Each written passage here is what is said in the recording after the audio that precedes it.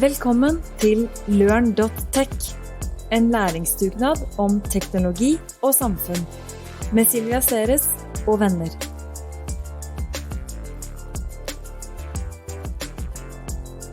Hello and welcome to this Learn series with BI about sustainability and cooperative strategy. My name is Silvia Ceres and today I host Lars Huemer. The theme for this case is Sustainability-Driven Strategies, a new framework for cooperative strategy and sustainability. We discuss, among other things, how digitalization, but also sustainability creates a need for a new way of thinking about strategies, and perhaps also how the existing body of strategic work is over-focused on competition, while we believe that cooperation and collaboration is probably going to be the main strategic driver going forward. Welcome to Lars Huemer as well. Thank you very much. Lars, we will talk about strategy, and you're a strategy guy that I think has found a very, very exciting way of thinking about strategy based on sustainability. Sometimes also perhaps to your surprise from what I heard. But I would like to ask you to introduce yourself first, and then we will get on with your strategy. Who are you? Thank you. I'm the Lars part is Swedish, the Huemer part is Austrian, but I've been living in Norway for a long time. And I work as a professor at the Department of Strategy and Entrepreneurship at BI Norwegian Business School. And I did my PhD in '98 on trust in business relationships, and I've on and off kept to that theme, which is, I think, foundational also when it comes to the idea of cooperative strategy. Mm. So I usually ask people if they can tell us something non-professional about themselves. Do you have an eccentric hobby of some sort, or? I don't know if it's eccentric, but say outdoor activities, outdoor life. That's so mainstream in Norway. That's we very have to think of something better. That's very mainstream. You like rock music with focus on drums or something like that? I do. Actually, we're going to listen to Toto this evening. And we went to Øya to listen to Nick Cave. So, okay. Music is fine, but it's sort of mainstream as well. So anything, no. Maybe I'm taking the outdoor thing a bit extreme, but not super extreme. Yeah. So. Very nice. Very nice. And Nick Cave, I'll follow you on that. I wish I was there. So Lars, when we started preparing this part of the sustainability series with the BI, I got really excited when you told me how you think that, so much of the theoretical body of knowledge in the subject of strategy is focused on competition. And we educate our students to think about competitive positioning. And, it's Porter's forces, and it's always finding a competitive edge over somebody.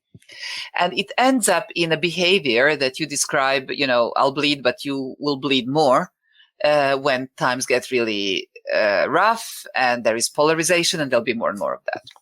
Yeah. And you say that the ecosystems and the platforms of tomorrow actually create a space for a completely new way of thinking about strategy.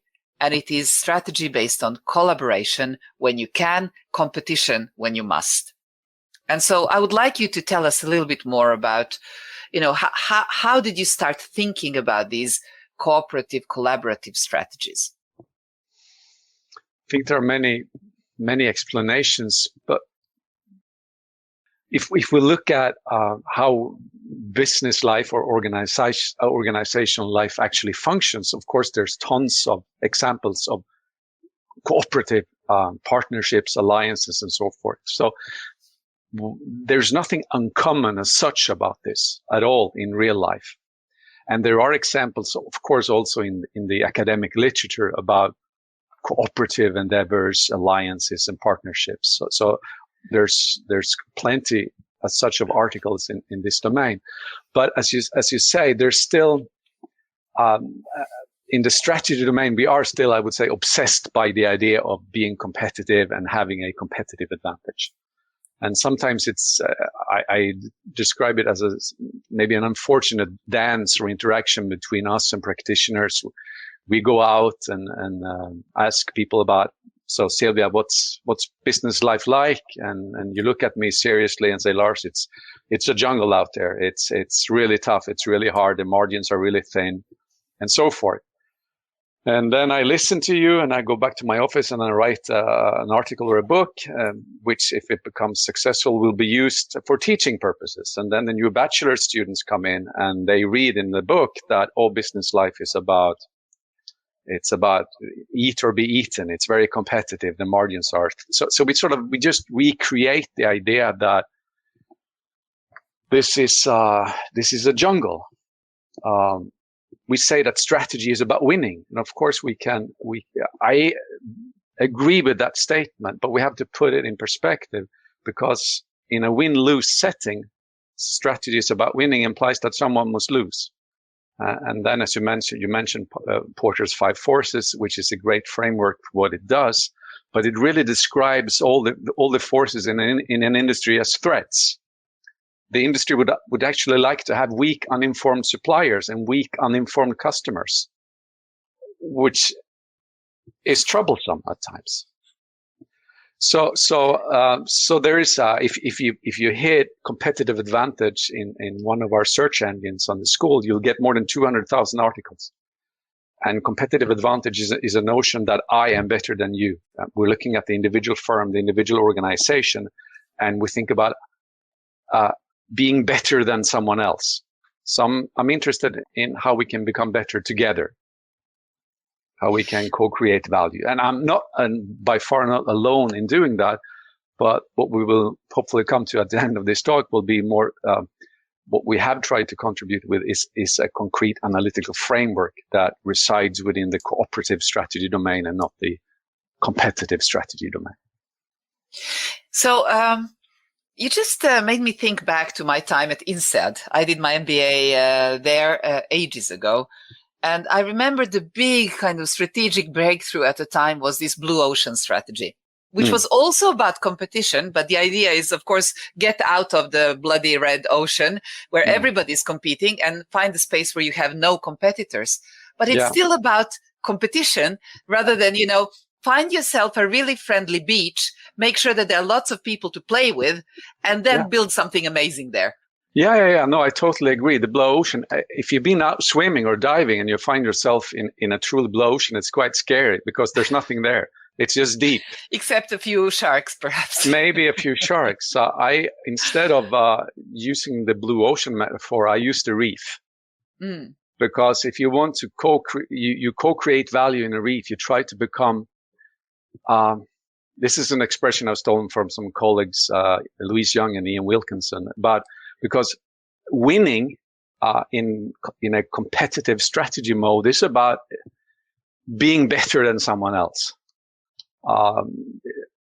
Winning in the reef or in a rainforest metaphor, which is another metaphor I've stolen from colleagues, Håkan Håkansson and colleagues, is that how can you become a viable participant in this evolving network or in this evolving ecosystem? How can you help others to co-create value, and how can you get help from them? So it's a question about goal alignment. It's not zero-sum games. I love the idea of the reef, actually, and I think I like it more than the rainforest because I think of a reef also as consisting of these corals, and they are a symbiotic armada of tiny little animals. Yeah. And it is all about, creating a sustainable life for all of them. Yeah. And I think of these new digital platforms, and they talk a lot about, creating an ecosystem, but very often they're dominated or controlled by one company. There is the Google ecosystem, there is the Amazon ecosystem, there is the Microsoft ecosystem, and the whole game, there is the Alibaba ecosystem, and the game is to kind of get everybody on it and control it completely and make sure nobody can ever get out. So it's that kind of monopolizing of the reef that is not very good for the reef. No, it's not good for the reef. You don't want to be locked into a relationship, be that a business relationship or your private relationships. You don't want to feel locked in. You want to be there because you want to, not because you have to, or you have no other options.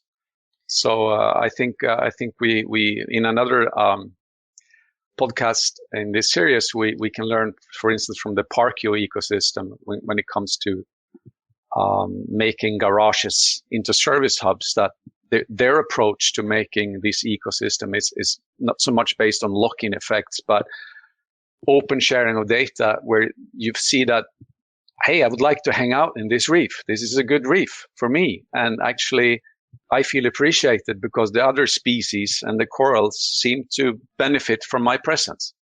It's all about interdependencies.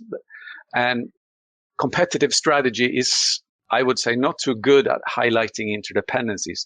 We focus on independence. We don't see the big picture.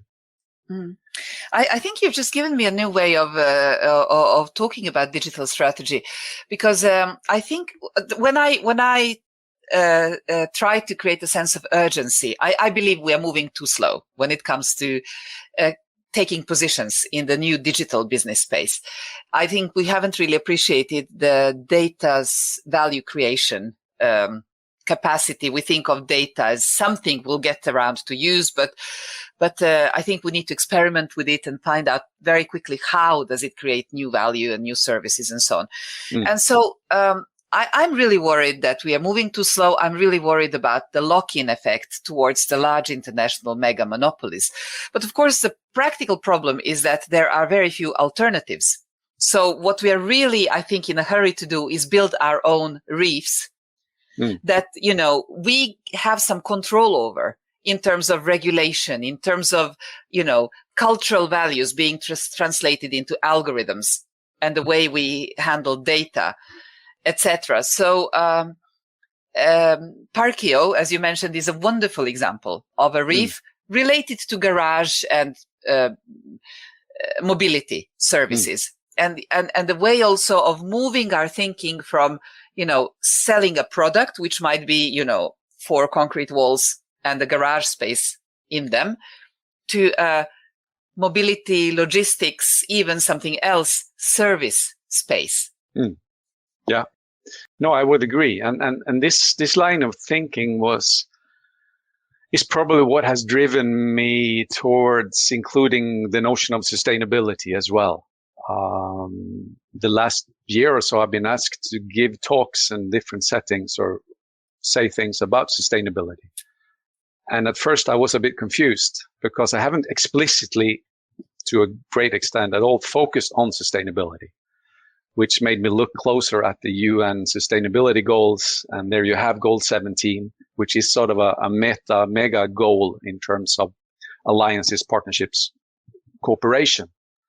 Once I started to look at that and then realizing the importance of goal 17 to achieve 1 to 16, then you can see that there is an important connection between strategy, cooperative strategy, and the sustainability goals. Because we have a challenge if we do only focus on competitive strategy, we won't see the interdependencies between these goals.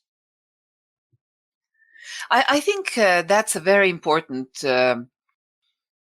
cultural point as well. And I think that when we talk about sustainability goals, the 17 of them, even when we talk about them in light of this new taxonomy, which sorts them as environment, society, governance, first of all, we over-focus on the E, environment, the green side of sustainability, plastic in oceans, or carbon capture, or natural diversity, or clean energy. There's so much of that climate and nature focus when we talk about sustainability that we forget that the other 2/3 are about healthy societies and also healthy businesses, innovation, governance, and not least collaboration. And so I feel like, the goal 17 becomes like obvious thing. Of course, we're going to collaborate. Now, can we move on to plastic in oceans or carbon capture? And yet that's the thing that's hardest to achieve strategically. It is very hard because you need to change the way you perceive yourself and the world. And I think I said initially, there's lots of cooperative examples out there in practice, but there's also, to try to illustrate, we had a project some years ago on looking into the development of seamless travel networks. Seamless travel networks would be good for the environment. It would be sustainable. It would be good for the service providers, and it would be really good for the travelers not to have all these issues that may occur when you're out traveling. So we looked into certain organizations, among one of them, the Airport Express train, Flytåget. And at the time, Flytåget had in its vision statement, it wanted to deliver the supreme part of the journey to its customers. At first, that seems like a very reasonable vision statement. And many organizations have similar ideas. We want to deliver the supreme this or that. But I'm not interested in the supreme part of a journey. I'm interested in a supreme journey. And as one of the managers at the time said, so you can have a really lousy morning, you can have a number of hours of flight delays, but our 19 minutes were great. It doesn't matter. It doesn't matter. So and then you're back again about strategies about winning. It's about being better than the others instead of trying to become better together with them, to actually try to work towards a seamless travel network. But then you can't focus solely on your own competitive advantage and your benefits. You need to see the bigger picture, and that is challenging. So you also made me think. I've been on a reading rampage for the last 4-5 years. I discovered Audible audiobooks. Since then, they have amazing breadth of content, but also with Amazon's recommendation algorithms, etc., they are hitting me just where they should be, right? With every new recommendation. The first book that started this all off was Peter Thiel's 0 to 1. And I remember reading that, and he says, I hate competition. And I perked up and I was like, oh, exciting, one of the most competitive people in the world says, I hate competition, That was unexpected.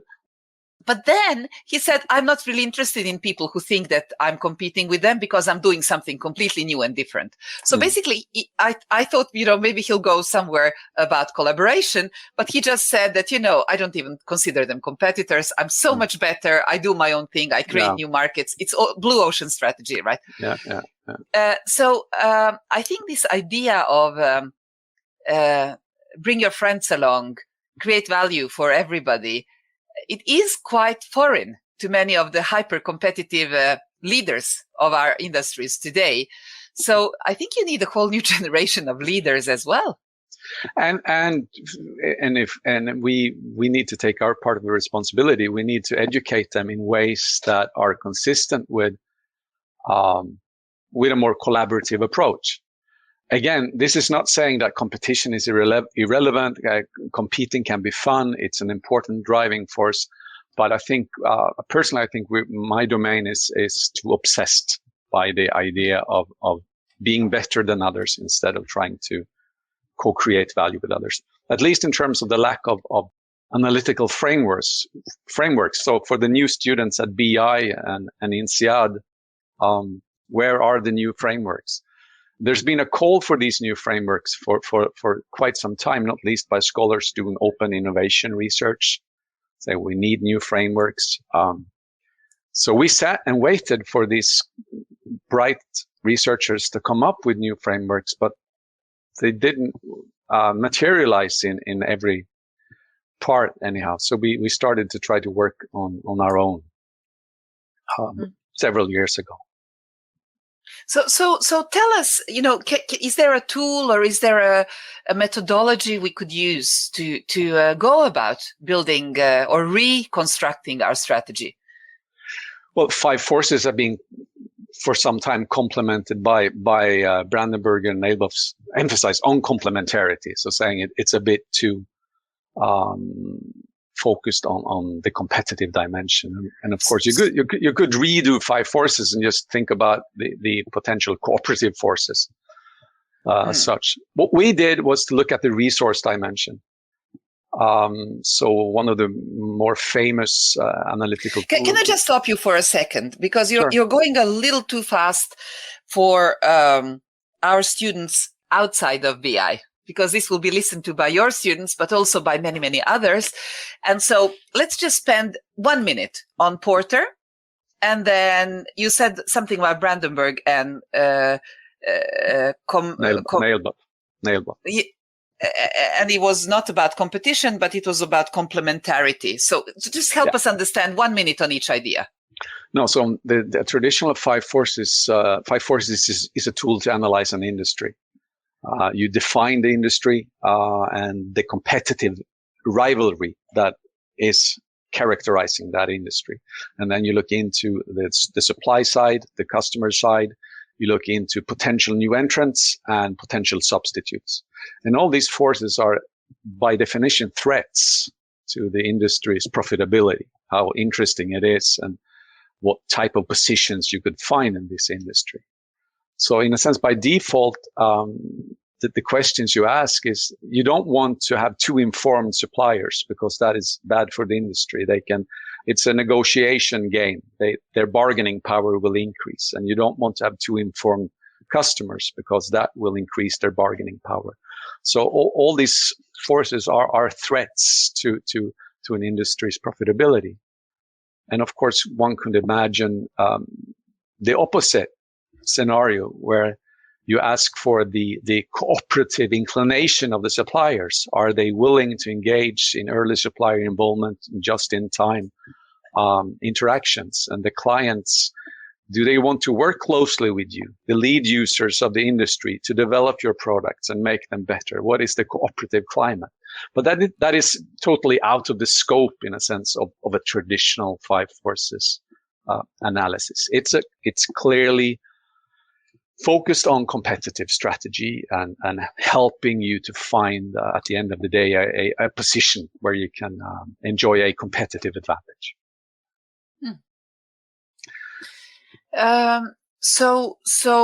But we haven't added or contributed with an alternative to the 5 forces.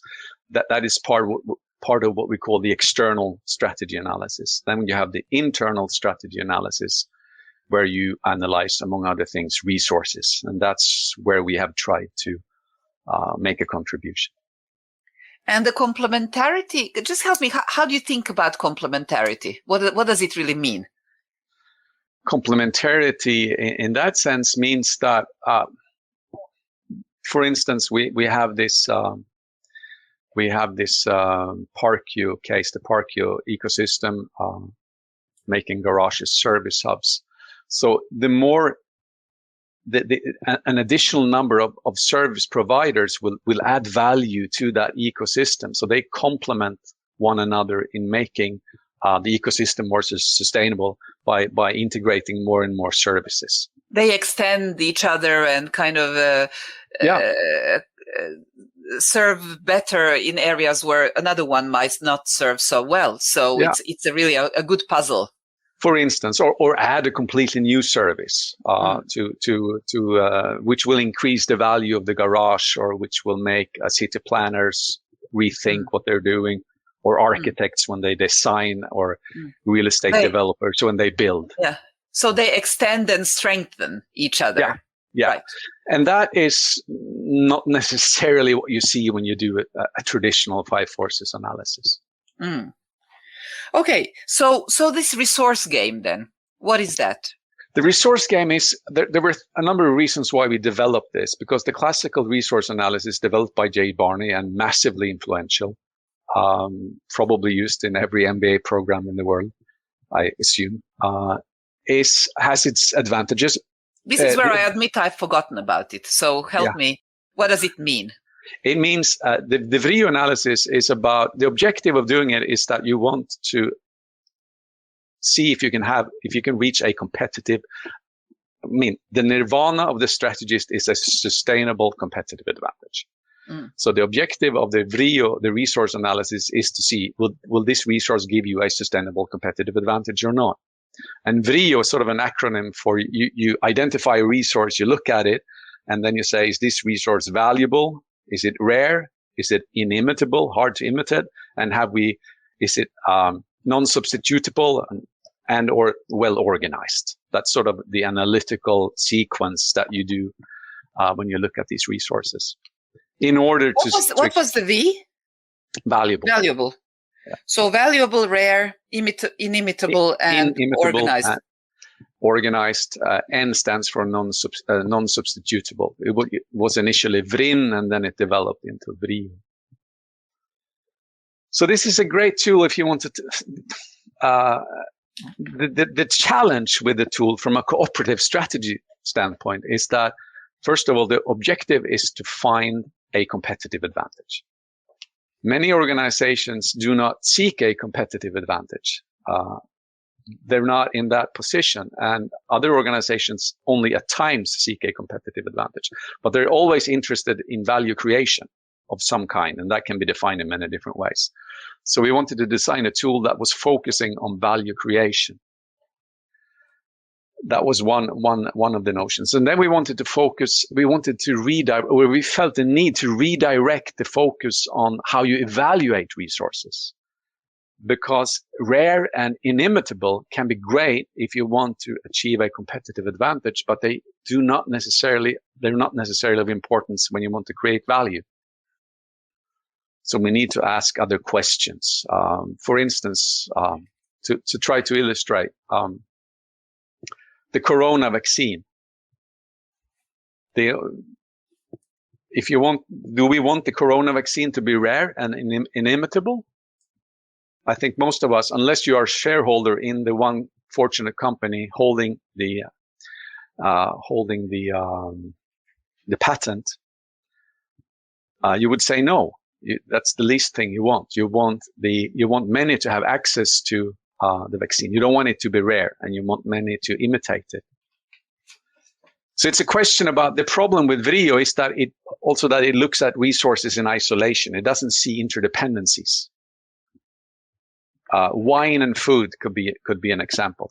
If you go to the restaurant and you ask the waiter for the restaurant's absolutely best wine, he or she may look at you and ask, well, very well, madam, what do you intend to eat? It's about pairing wine and food to sort of increase the experience. So we can't look at resources in isolation. If you want another metaphor, which I personally like, we have this alliance with Fudan School of Management and maybe MBA program in Shanghai.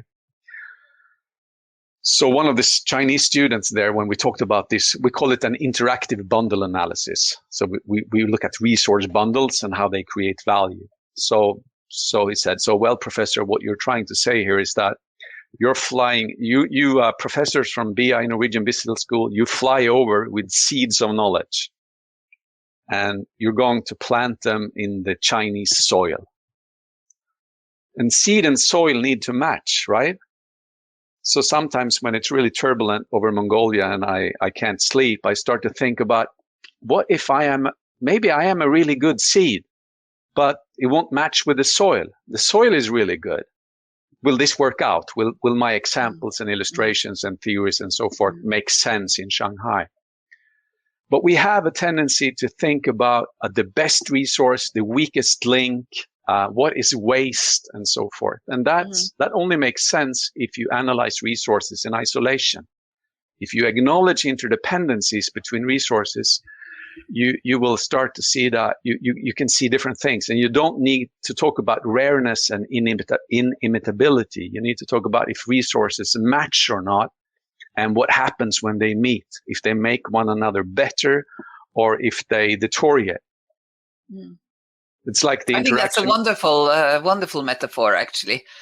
And I think companies collaborating like that as well, and sometimes it even depends on a few people deciding to work together. Yeah. And deciding to create the space for, I often am frustrated by the sectorial principle that we follow in our public services in Norway, where, this is my area, that's your area, don't, mess. Magic happens if you actually force them to work together, but it requires some people very comfortable with taking that strategic risk. Yeah, it's usually in the interfaces you can when these resources meet, and this is going back to the ParkU ecosystem. This is the garage. If you take the garage and you do a classical Vrinn or VRIU analysis, you won't go very far. It's a very common resource. It's not rare. It's not hard to imitate. It would not result in any competitive advantage. You would ditch it in your analysis. But when somebody needs to provide a growing ground for a reef. Yeah, and then if you do, so if you do the alternative analysis, which we now have labeled the interactive bundle analysis to do some commercial promotion, then you put the garage in isolation is not what you're looking into. You're looking into the bundle. You're looking into how you can bundle that garage with other resources. And that's exactly what's happening in that ecosystem, and how you make that garage valuable in combination with other resources. That's a cooperative way of analyzing resources, and it can explain sustainability, I would argue, in a better way, or in a more illustrative way than maybe a too restrained focus on single resources, and if they can explain a competitive advantage. You've made me think about chemistry, actually, because I'm thinking of these resources now almost as chemical elements, and some of them react in a really good and stable way, and some of them destroy each other, right? Yeah. And it's about finding the things that create these new amalgamations that the world needs. If we have time for a brief example, this was given to me by one of the executive students on our strategy program. So there was recently a world new product that was innovated by a Norwegian company in Overhalla. So this is based on a research project at SINTEF, and I really like the name of the research project. If I remember it correctly, it can concrete. I'm not sure if it's concrete or cement, but let's say it's concrete. Can concrete and aluminum become friends? That's the name of, and what's the problem here? Well, if you make a concrete bench, you will, or anything with concrete, you will put steel rods into it to strengthen the construction.